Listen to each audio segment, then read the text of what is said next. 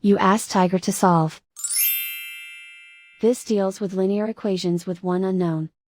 The final result is x equals -5/2. Let's solve it step by step. Group all constants on the right side of the equation. Add 5 to both sides. Simplify the arithmetic.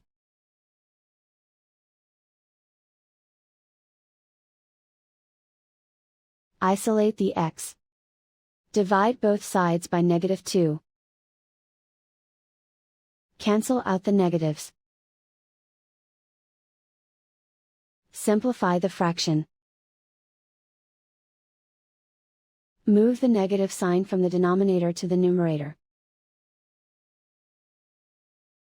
And so the final result is x equals -5/2.